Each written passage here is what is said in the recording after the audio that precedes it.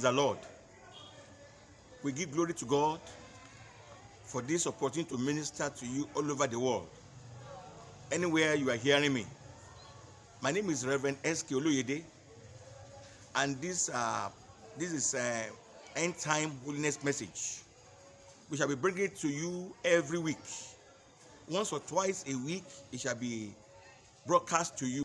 Please, kindly like us on the Facebook or subscribe to our YouTube channel and follow us on Instagram. We shall be loading it on all these 3 devices. If you notice, things are happening fast and seriously. All over the world, things are moving fast because we are at the end of the world. The end time has really started. And because of this, God is about to be sending powerful revival messages so as to bring in the end time harvest and to prepare the church for rapture. It's my prayer that you and me will qualify in the name of Jesus. Today, I have a message for you, a short message. Most of the messages will be short, powerful, and precise. Don't be disturbed. Some things you may hear may look controversial. Take it to God in prayer. If you don't understand, God will confirm it. Because these are not our words. They are prophetic words that God has given for this end time. Today, I'll be talking to you for a topic on where art thou? Where art thou? The book of Genesis chapter 3, verses 9 to 10, it says, "And the Lord God called unto Adam and said unto him, Where art thou? And he said, I heard thy voice in the garden, and I was afraid, because I was naked, and I hid myself." Don't forget, I said I'm talking to you today on the topic, where art thou? In the modern day English, it will read, where are you? Where are you?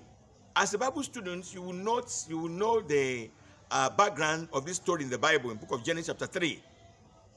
The Bible says in Genesis chapter 1 that God created the whole world, and it was perfect. And on the 6th day, he created man and called Adam and put him in charge of everything he created. He also made Eve, the wife of Adam, and give it to him as a helpmeet to help him to fulfill his destiny. And the Bible says everything was beautiful. God gave them only one rule. He told them to dominate the world and rule over every work of his hand, the fowls of the air, the beasts of the field, everything he made, the living and non-living things. But he gave them just one rule. He said, you will not eat out of the fruit of the tree of the knowledge of good and evil.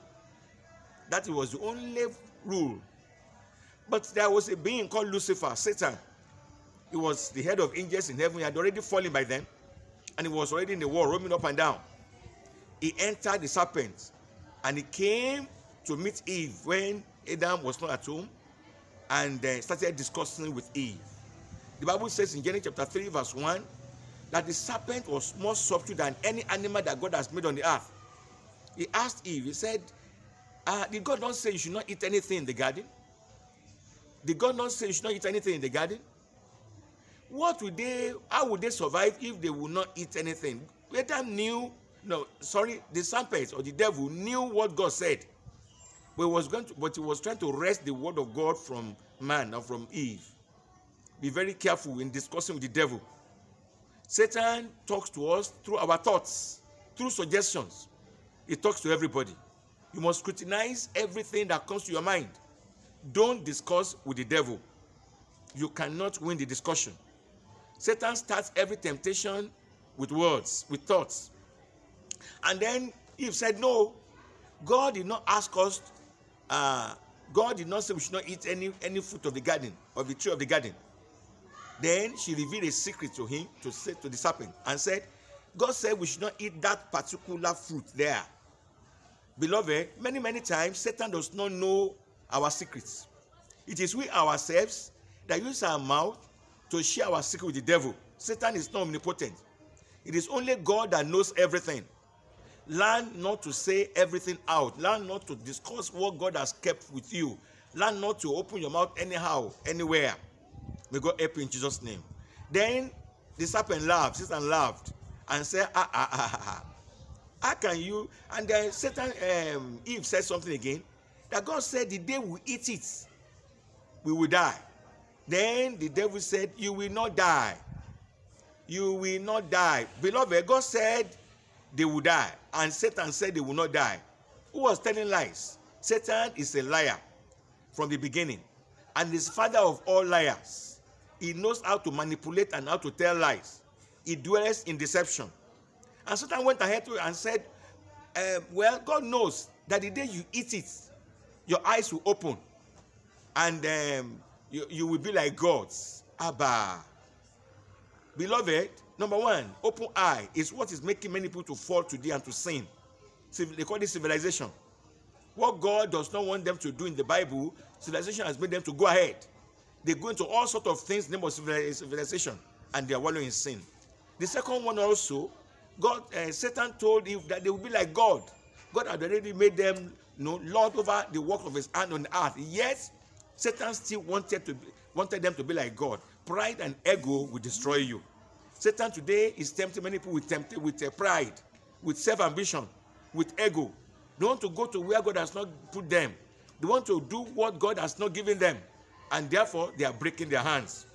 And of course, the Bible says when Eve saw that the fruit was good to look at, when Eve saw that the fruit was good to look at, beloved, temptation starts most of the time with eyes, with your feelings, with what you can see, with what you can feel, with what you can touch, with what you can smell. Temptation comes to us through our senses. And it was that was a fruit that was desired to be eaten. Can you imagine taste? I can imagine she took the fruit from the devil and ate it. Don't take that thing from the devil. That fruit of adultery, don't take it from the devil. You will regret it. That fruit of fornication, don't take it from the devil. That fruit of cheating, don't take it from the devil. That fruit of lying, don't take it from the devil. Immediately she ate it, of course. God said they would die. She died spiritually. Spiritual death is worse than physical death. And when you die spiritually, physical death is only a matter of time.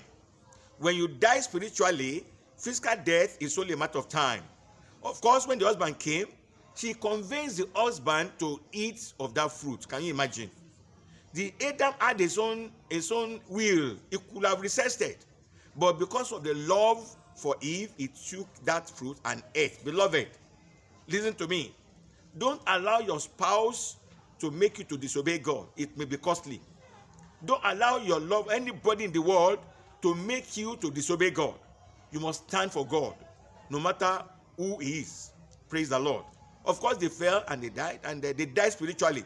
Suddenly, their eyes opened truly, and they saw that they were naked, something that God had hidden from them. Beloved, sin will make you to be naked.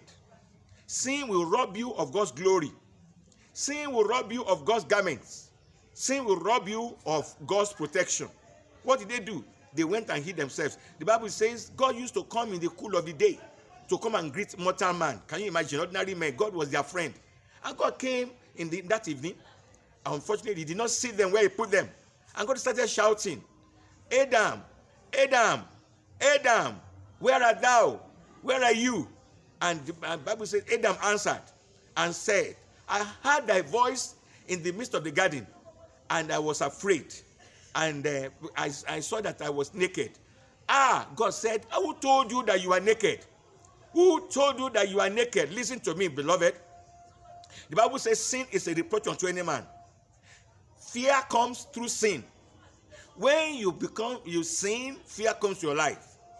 Also, number two, sin will rob you of boldness before God. Sin will rob you of boldness in the place of prayer. Sin will rob you of boldness before the enemy. Sin will derobe you completely of God's glory. Sin will rob you of your destiny. Only God knows how many people that God has laid his hand upon who have gone into sin. And because of that, they have lost the image of God. They are still preaching, they are still doing ushering, they are still singing in the choir, they are still doing many things. But of course, they themselves know that they are doing in the flesh. The glory has departed. Ichabod, they have written Ichabod against their name in heaven. That is, the glory has departed. Beloved, where God is now asking, just like he asked Adam and Eve in those days, where are you? Where are you in the area of salvation? Where are you in the area of living rights?